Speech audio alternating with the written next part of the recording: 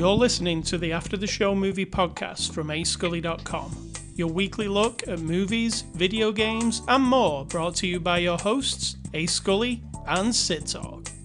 We're addicted to movies. Are you? Good afternoon, listeners. Good afternoon, Cidtalk. Well, it's good afternoon right here, right now for us. It is. As I like to say, it's not necessarily always the case. Whatever time of day it is to you, good, whatever that is. Good. Yes. I could say all of them, but it would drag on a bit. I'll say one each week. Afternoon is this week. There we go. Oh, and don't forget to fall back if you live in America. Could you clarify that, please? That seems a bit vague. You know. You mean fall back into your chair, fall back off of a cliff? Yeah, fall back off a cliff and then change your clocks. Or do it the other way around because it'd probably be easier.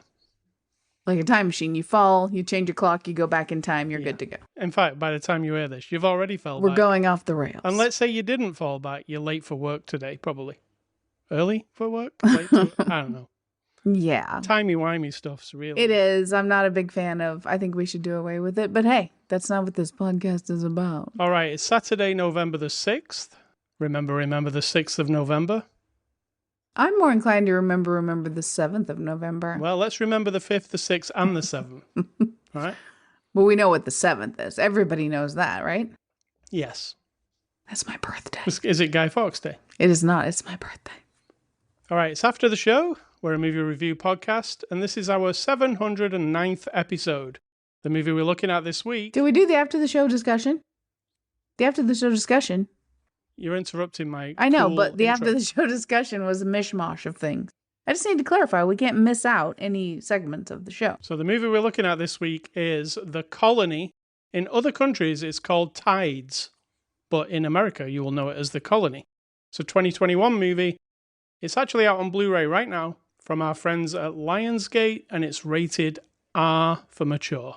I actually don't know why it's rated R, because it could probably get away with being a PG-13, right? No, I mean, there is he almost tries to sexually assault her. So I'm Spoilers. Thinking that might, well, I didn't say who, but I'm thinking that might be the call to the higher rating. All right, Sid, so you were going to give us the synopsis of The Colony, and then once you're done with it, you're not giving a review, just a synopsis. This sounds like a lot of direction you're giving me. Yeah, then I will give you the real synopsis, which might be better or worse. In the future, elite humans have gone to another planet because we've destroyed this one essentially environmentally. And now they want to come back. And some people survived. And so is the colony over there or the colony over here? All right, so the proper one is, set in the distant future, a female astronaut shipwrecked on the long decimated Earth must decide the fate of the wasteland's remaining populace. I mean, that's a little more dry than mine, but it'll do. It's accurate, at least. Yeah. The one last week wasn't even accurate, so... Mine's always accurate. No, I mean the one from the studio. I know. For the movie Titane, remember? Yeah. We was like, what is that? That's another movie. I suppose you have to say, if the person who made the movie decides that's what it is, right? That's not for us to decide. I do think the person who wrote the movie should wrote the synopsis. Should wrote it, yes. However they pitched it to whoever is how it should be. But again, that's not our wheelhouse, as the hip children like to say. All right, The Colony, we watched it. It's a sci-fi movie. Cidtalk loves sci-fi movies. What did you think of The Colony? I do love sci-fi, and I enjoyed it. I mean, it's a mixed bag for me. I'm not in love with what feels like style over substance, and in this movie, the style is, and let me just give you a couple words, moist, wet, foggy, muddy. Does that seem right? The style of this movie is, the idea is the planet Earth has succumbed to, with no explanation whatsoever, just this never-ending tide moving around, I guess, and it's just moist and wet and damp like a sauna. Because we ran the world into the ground. Right, it's like we've killed the planet, but I don't understand a scenario where that circumstance is possible, that the entire planet is just covered by moving water with tides And it's like you said, like Waterworld, but not. Like with no sunshine at all fog, And no all Dennis steam, Hopper. no Dennis Hopper, no Kevin Costner. Just moist and steamy all the time. Every scene, almost every single thing has moistness, wetness, dripping, muddy, and fog in the background. That's the style, and sometimes to me it does not serve every scene. And so there's no contrast to that. So I was a little distracted. You were distracted by the visuals. A little bit, although I enjoyed a lot of it. A lot of the photography was really cool and everything, but when I'm thinking more about like, holy shit, I can't see anything right now, and I get it. We're trying to portray a situation where this is how it would be, and making a movie, we just want to make it as quote unquote realistic as we can, but you also have to consider that visually I need to see the person, the people, the stuff, and feel some dynamic thing on the screen, and I didn't get a lot of that. So that was a distraction, but the story I kind of like. This is a tough one because my questions in my mind are many, you know. It's only 200 years, and that, they said a couple generations, which that's not accurate. A generation's 25 years, but 200 years in the future is what the guy said, the director-writer, right?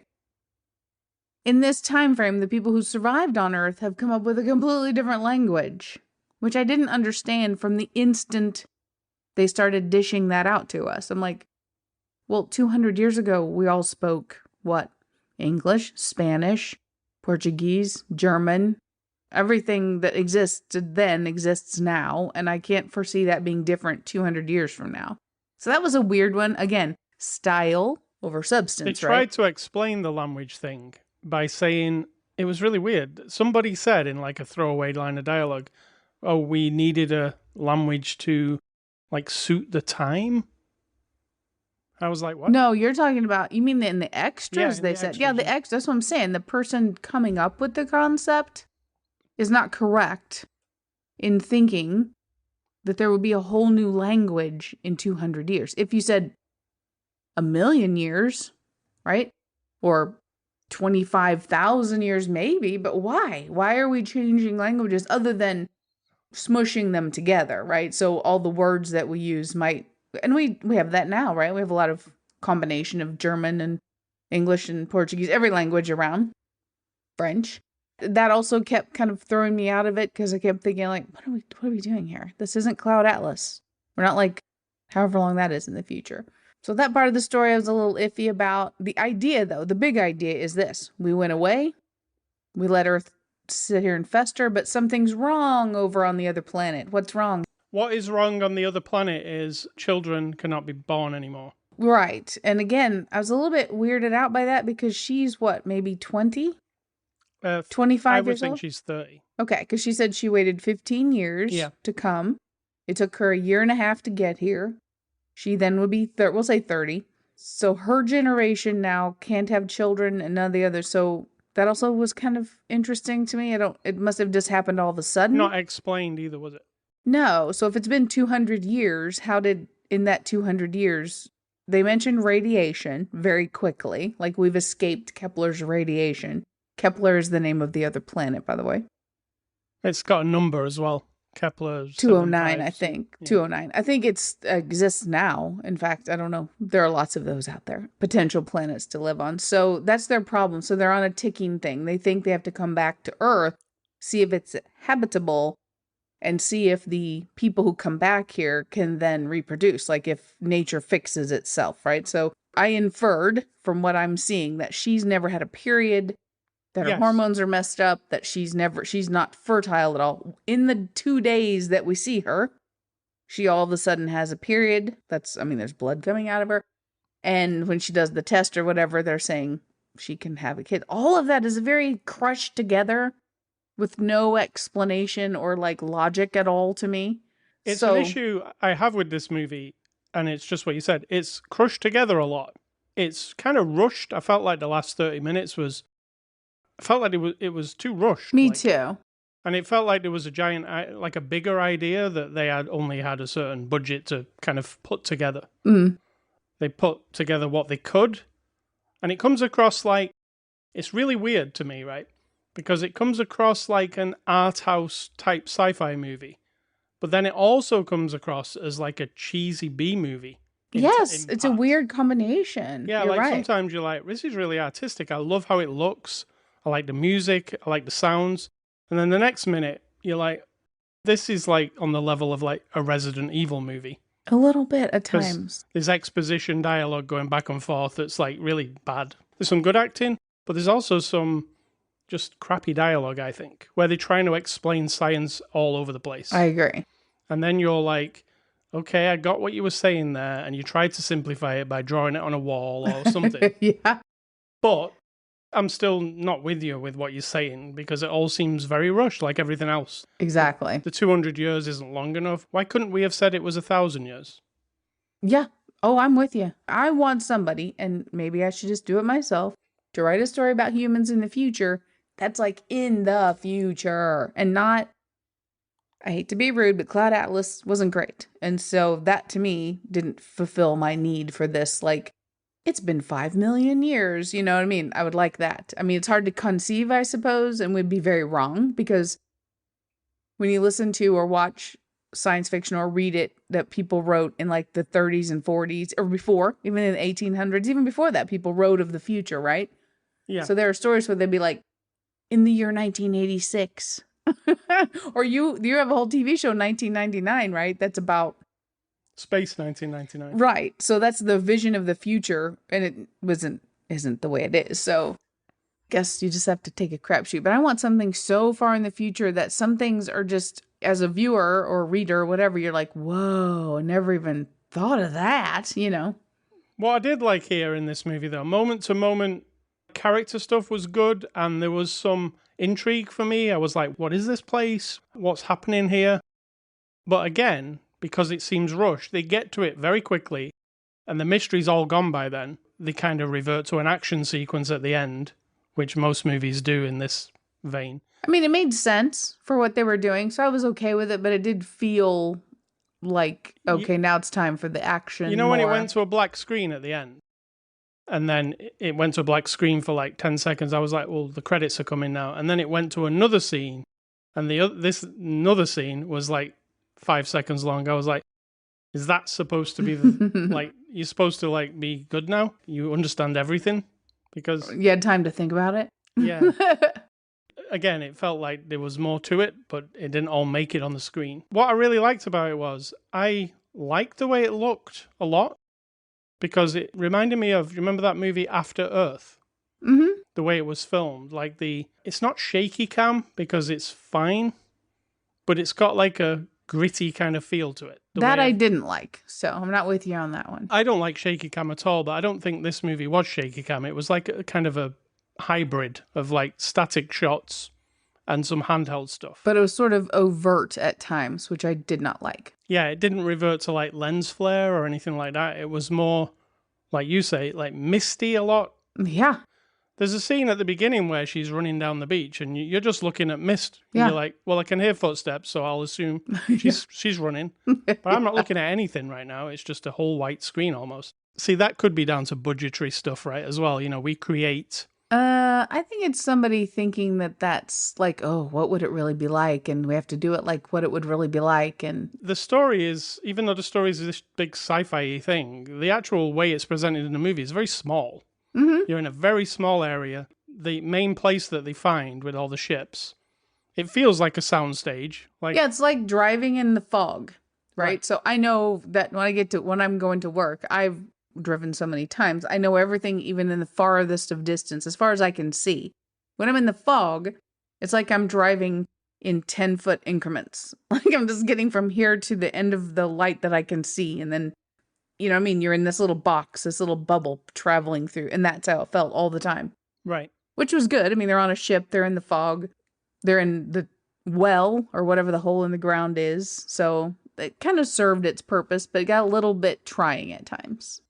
Now, it also, I mean, some would say, and I'm sure they will say in the IMDb comments, that it didn't really do anything. Like, it's pretty slow, first off. It's a slow pace. Mm. There is a little bit of action, not much. And then it's abruptly ended. So that feels, first off, it feels a bit disjointed. And second off, I don't think the sci-fi idea is enough. Some of the dialogue sequences, they're repeating themselves. It's just they're trying to tug at your heartstrings sometimes, and often it doesn't work. Yeah, and I feel like their objective was to make the point that if the people from the other planet come back, they're going to destroy even more or cause even more problems. Just let the survivors and the colony of people don't colonize them again. Don't recolonize Earth, right? Right. Let it do its thing. Let the humans who have survived, even if they only live 30 years at a time and they're sick and they're desperate all the time, that's nature. Leave it alone. And that was accomplished. I feel like that, I got the message, right? I figured it out. She's looking forward to them people. She's like, oh, the kid says, are they going to come? And she's like, I don't know. So you're kind of like, you're hoping they don't, right? Like, we don't want you to come back. The kid says you're going to come, and she says they will. No, she says, I don't know. Oh, I thought she said they will. No, he says something about the message was it sent, and then if they will come, and she said, I don't know. Right. Which I say they will. Mm-hmm. Somebody will. Yeah. And what? You're just all going to be living Start all over again. Like, every time anything's colonized by humans, it's what we do. From the first beginning, I'm sure. You find a little plot. You find some resources to survive. You start utilizing them, using them up. And in the meantime, you are sort of crushing down nature around you. Even if you're just a person living in the woods in a tent, right? You have to use and kind of kill off things in order for you to survive. And then when we multiply that by 8 billions of us, or billions and billions of us, that's the story. That's how it goes every time. So I figure like it's just a cycle. Now, one thing I did find refreshing was the movie at the beginning, like when they crash into the beach, she wanders down the beach and then she finds these jellyfish things and one stings her. I was like, oh, here we go, alien movie. Incubating or something. Oh, I didn't even think of that. And it's not an alien movie, and it's not about aliens or it's not really about enemies, is it? It's not. It's not like they're fighting stuff and running around with guns. There is a little. I mean, it is because the jerks who want to just recolonize. Yeah, Mad Maxy type deal. Yeah. But I didn't feel that threatened by it all. It seemed too small to be threatening. They're on the thing, and then some marauders come, and there's about 6 of them. I was like, it's not like a big army. Yeah, they don't establish too, like, is the whole planet have survivors? How many? The aggressors in this situation are the people who showed up on the spaceship who came before them. So there's Ulysses 1, Ulysses 2. Our Lady is on Ulysses 2 because when Ulysses came 15 years before, they lost contact with the ship. They lost contact with the people, the astronauts, right? That's the group who've become the aggressors. But we don't know how, if her ship only had 3 people, how many came the first time? Right. And then they've basically brainwashed or commandeered a bunch of the survivor people who are here on the planet already into becoming, minions, essentially. So I just wanted a scope of, like, have we checked out the whole planet? Is it all like this? Are there millions of survivors? We're just not seeing them, but we got none of that. It was very shallow in that aspect. A movie about water was very shallow. I'm so funny. Yeah, very good. Yeah. There's a movie called The Shallows, but that wasn't that shallow. And that was about a shark, so. Correct. Overall, were you satisfied on? I was, actually. I enjoyed it. It doesn't sound like it, but I really enjoyed just like, because I'm a science fiction person, right? So I like the ideas of humans trying to survive wherever we end up, whatever the reason that we're threatened, either by radiation or this is another we can't produce anymore kind of situation. Whatever. I like those stories. So I'm kind of all in when I first get into it. You show me a spaceship that's crashing, I'm in. Yeah. And this starts off with a bang. Exactly. So I'm like, okay, so I get you. It had what I didn't love with the title cards where it's like, this is what happened, this is what happened, this is what's happening, boom. And that's so common as well now. It is. It's just a super boring and very unsatisfying way to explain all of history up to this moment. It's a cheap way of doing it. It is. I mean, I get it, but, Yeah. I feel like we see that more and more as time marches on with sci-fi movies.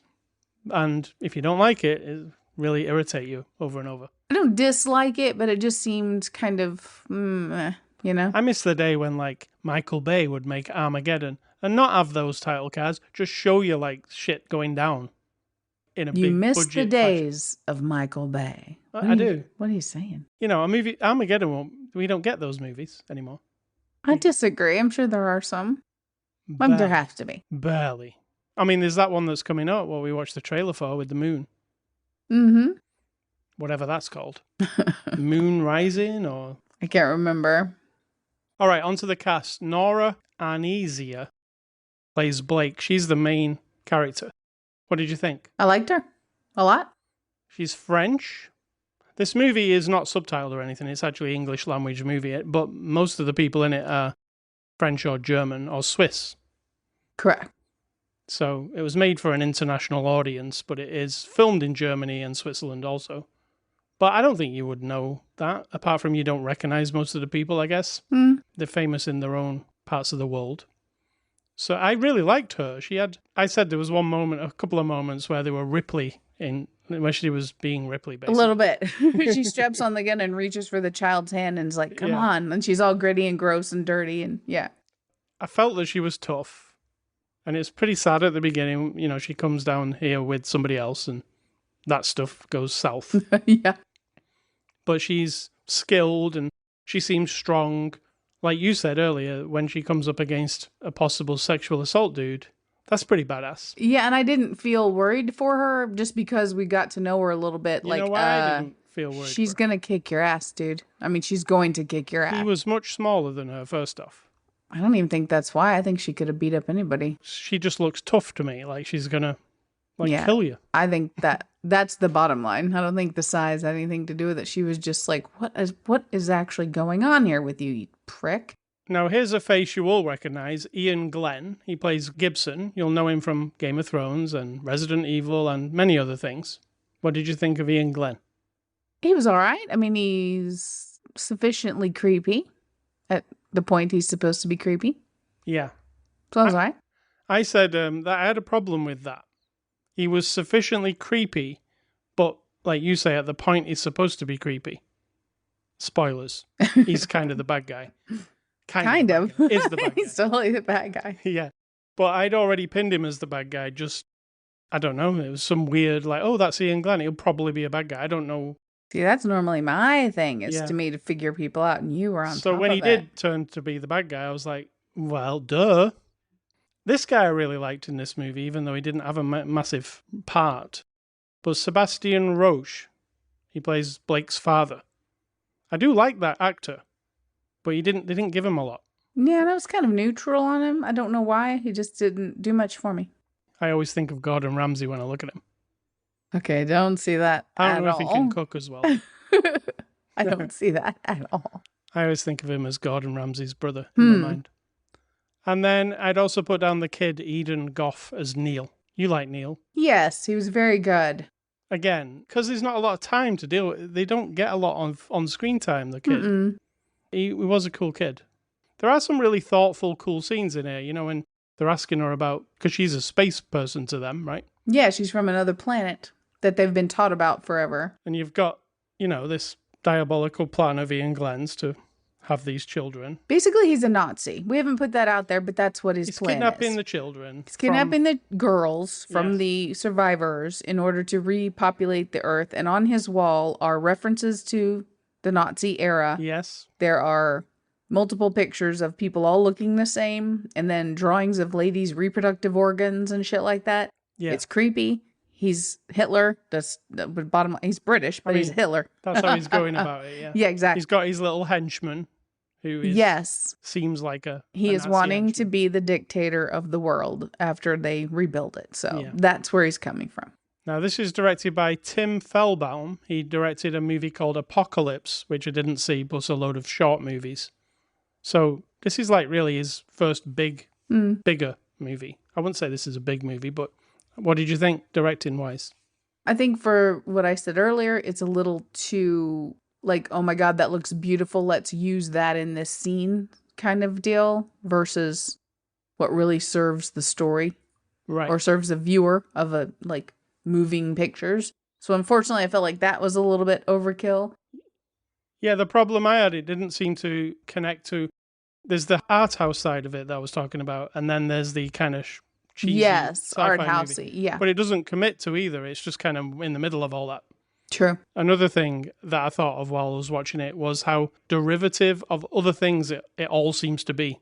Like, I've seen that kind of gun, I've seen that kind of outfit, I've seen that kind of set design. Somewhere else I've seen everything.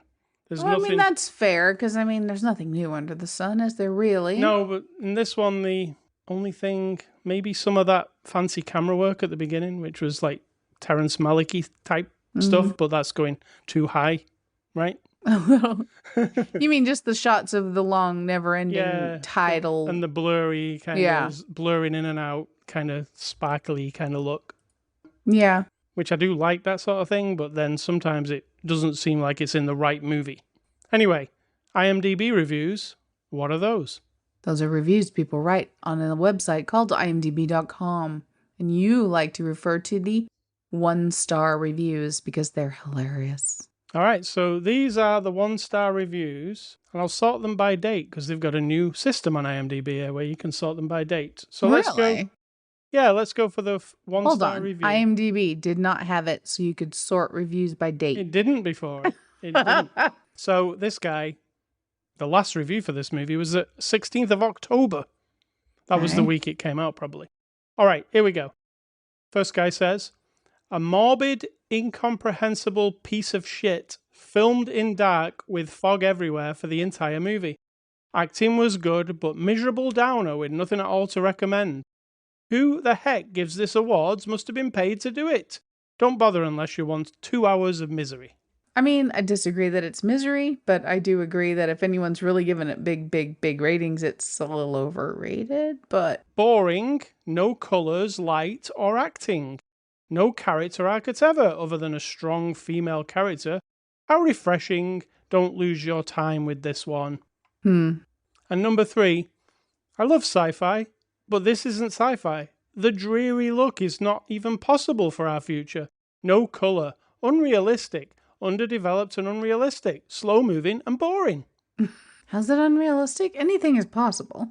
Yes. Well, I mean, I'll just put that out there. Extras, we watched the Blu-ray, and there is an extra. It's like the making of. It's about 25 minutes. It was okay. I liked... The main thing I took away from it was cool that they'd built on the soundstage this whole watery thing. Yeah, that was amazing. Yeah, that was the cool part. So I'm going to give this a score. Great. You know what I'm going to give this one? 2. I'm going to give this a 5 out of 10. Oh, you stole my move. I'm saying 5 too. It's right down the middle. It doesn't excel at anything in my opinion, but it's not blah. I will forget it very quickly. I feel like that's a middle. Yeah. Movies that are really, I remember them longer. But I'm not like looking at my watch going, I wish this was over. No, either. I was happy with the experience. It just will leave me very quickly. All right. So thank you to Lionsgate. And you can watch The Colony right now, streaming or Blu-ray. Next week, we're looking at the new Marvel movie, Shang-Chi and the Legend of the Ten Rings, the latest Marvel movie. All right. So you know I'll be happy about that. You will. All right, recommendations. I didn't write any down, but I did have them in my mind. After Earth. You like it? I did. I really liked it. Wasn't that... Not After Earth. No. Second Earth?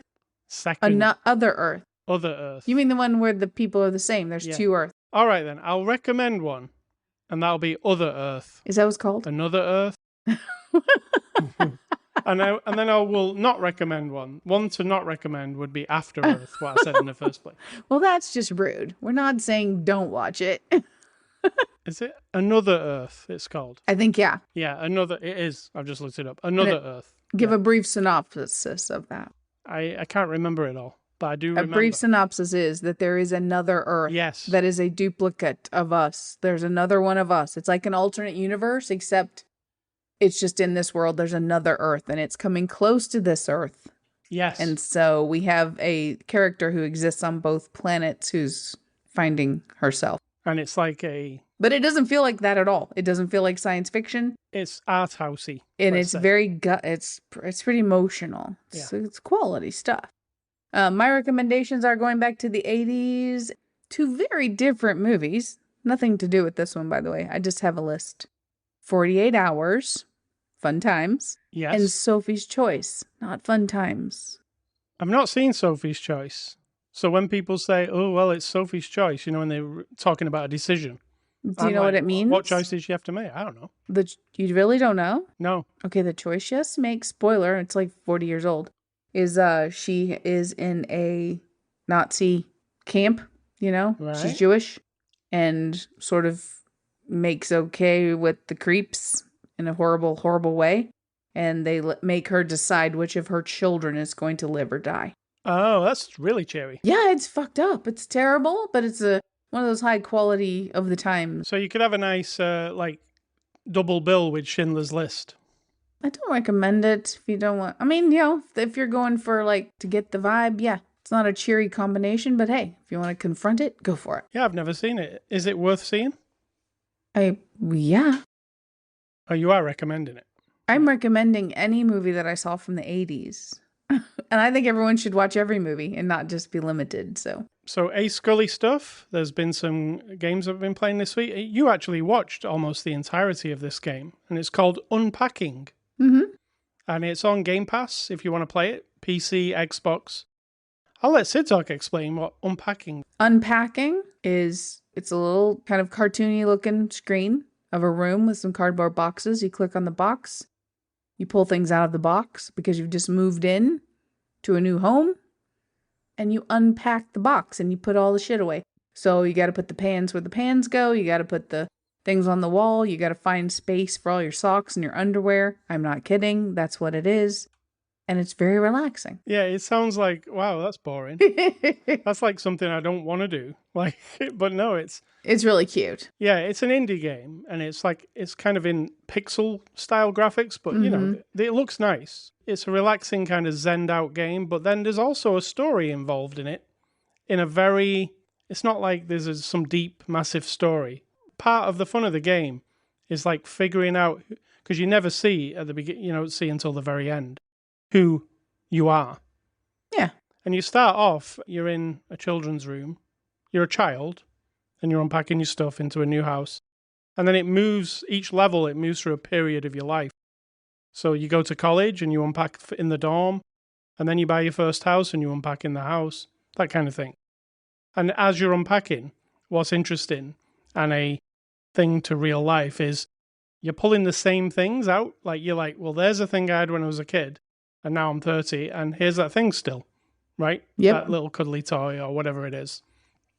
So there's a lot of that to think about while you're doing it. But there's also a lot of, who is this person? Can we figure them out from just looking at the things that they own? And it turns out you can figure out a person by looking at the things that they own. Kind of. But then the other question is, do our things actually, because a lot of it, there's a little bit of you're not sure about gender. So there's a thing that you don't really consider. We just automatically think if somebody has a bunch of pink clothes, they're female, right? We're brainwashed. So I think it challenges that a little bit too. It's a cool game. Interesting. I was just looking on Game Pass, what's new, and I thought, well, that sounds interesting, and clicked it, and I was like, I'll probably try it for 5 minutes and then put it away. I went through the entire game in one afternoon. Okay, this from the man who loves a game about delivering things. Yeah. You remember that game? Ultimately, it had more going on, but in the beginning of that game that you just watched, they're displayed with Redis in it, right? You mean Death Stranding? Yeah, it's him walking across the landscape delivering packages. Yeah. And you love that part. Not just I can't wait to get to deliver this package. You enjoy the whole thing. Zen thing of... Even if you're playing GTA, which is about all kinds of crime and racing and crime, you literally driving around the city following the computer-generated character. And listening to the radio. Yeah.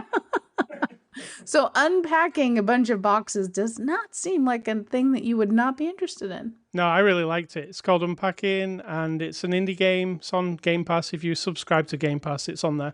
But if you want to buy it, it's all over the place as well, Steam, etc. Have you found any feedback about it? I found a really good feedback. I went on Twitter to follow the game developer, just in case they make something else that's cool. And I saw people sending tweets their way saying, I've never played anything like this. It was really relaxing, and my other half doesn't play games, but they sat and watched me play it and that kind of thing. I can identify with that. So yeah, Unpacking. It's available now. The other game I've been playing, and this is a big EA game, but also this has got like a unpacking kind of feel, because EA have this program now where they take on indie developers and let them make a game using EA money. So this is like an indie game with a bigger budget, and it's called It Takes Two. And what I said to you, how I explained this game was, it starts off and you're in a house and there's mum and dad and the child. And mum and dad are obviously like at each other's throats a little bit, and the child's like noticing it. And it becomes clear pretty quickly that they've fell out and it's time for a divorce, right? And it's how it's going to affect this kid. And, you know, it's all sad, like in real life, how that's sad for everybody. But then what happens in the game is mum and dad, they turn into these little dolls. You've got mum and you've got dad, and they're like little, you know, like Sackboy, like woolen kind of dolls. Mm-hmm. And they're tiny, and they're in the house, and mum and dad quickly like, what the hell's happening? And they look up in the air, and there's their child, and it's like a giant, and they're in the house, and they don't know what's happening, and then out of nowhere, the Book of Love turns up, and it says, hey, you two, you're not getting along so well. You need to sort this out because that child's going to suffer. The game is split screen. One plays the mum, one plays the dad. And you go through these levels and you have to cooperate with each other. And as they cooperate with each other, the mum and dad bicker and they argue, you know, because they're not. But they start to get together more as it goes through the game. What it turns out is they're these tiny little sack dolls that are running through the house. They're the levels. But the Book of Love tells them the only way they can not be these little dolls is they need to get some of the children, the child that you can see up there, some of her tears. So these two dolls, who have no way to interact with her because they're so small, she can't even see that they're there. They have to like go through this quest to get the tears from the child so they can become mum and dad again. Now, you might ask, where's mum and dad during all this to the child, right? Mm-hmm. So child's in the house, mum and dad have turned into these little cloth dolls that are tiny. Where's mum and dad? Well, mum and dad have turned into like nothing. They're asleep. And throughout the game, you see the kid go to dad, who's like on the couch like a zombie because his whole soul has been ripped out of him, I guess, which is kind of terrifying. I'm a little confused, but okay. Why I'm are you hanging. I confused? don't know. You didn't mention the sleeping part. It's like they are actually these dolls, but They they're are not. actually the dolls, but their carcasses of bodies are in the house still. Okay. That's the dark part for me. Very dark. But the little girl's wandering around. You know, like, I think it's a metaphor of how, like, adults ignore children a lot. Sure. So little girl walks into dad's office and he's doing something and says a load of stuff and he can't say anything back, right? But she kind of makes her own conversation with him, and because he's got his back to her, and just leaves the room thinking, oh, that was cool. Dad really agreed to that or whatever. And the same with mum, right? So it's just a really cool, and the gameplay minute to minute is really cool too, because you're always doing something different because you're trying to escape the house. And maybe the enemy is like a rat in the basement, or the vacuum cleaner turns out to be an enemy at one point. It's like Honey, I Shrunk the Kids, but the adults are the shrunken ones. But in a really emotionally devastating way. It is. And I've not got to the end yet, so I don't Okay. know if they get divorced or not. But maybe this whole adventure will bring them back together, or maybe it won't. Who knows? It's an indie game, right? Goodness. So what's for dinner, Cidtalk? Well, I've decided we're having Subway. And no, we're not sponsored. I just decided. Eat fresh. Yeah. We'll see, though, because you know what? These days, places aren't always open. Or they don't have staff. So if there's one person working and 20 people in line, I will not be going to Subway. That's kind of how it's determined. Then we won't eat fresh. But that's the starting point, and then we'll kind of go from there. All right, and what is your advice? My advice isn't advice yet again. It's not even an observation. It's just sort of a conclusion I've come to, a step I've settled on. I don't know how to come to it. Like in life, as you get older, it's like I said, tomorrow's my birthday. I'm 54. Happy birthday. Thank you. You just think about shit, right? One thing about being human, wherever you are, I don't know. I've not been raised everywhere in the world, but where I've been raised, there's sort of this invented idea of life, your life, having to have like a purpose or a meaning, that you have to make something of your life, right? The time that you're here. And a lot of people put value on that for money or for like some sort of altruistic career, or if you are a nurse or a doctor or a soldier or a teacher, or you've done something grand or great or helpful to humanity, well, you've made something of your life. But like, we invented that idea.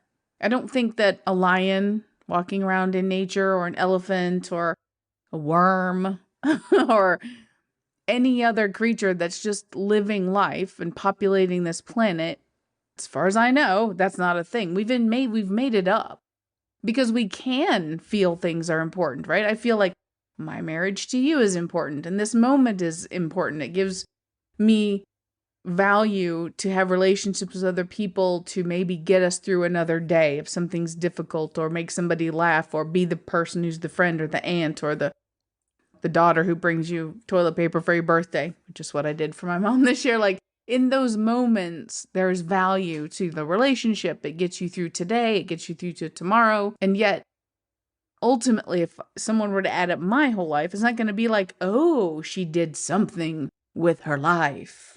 And I'm 150,000% fine with that. All right. Thank you very much. That's my big philosophy of the week. ascully.com is something we did. ascully.com. That's great. You did, but yeah. We did this podcast.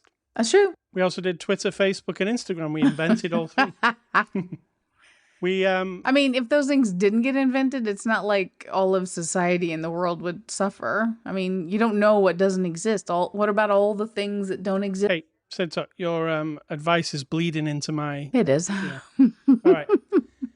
Anchor.fm/after the show, iTunes, Spotify, iHeartRadio, Amazon Music, everywhere where podcasts are available, you can get After the Show Movie Podcast. You can email feedback to me, ascully@ascully.com. Don't email Cidtalk because she hates you all. I actually don't hate anybody. So there you go. And stay classy. The Colony. Some of it was classy. Some of it was subpar. I'm going to say think for yourself, because if you don't do it, clearly somebody's doing it for you.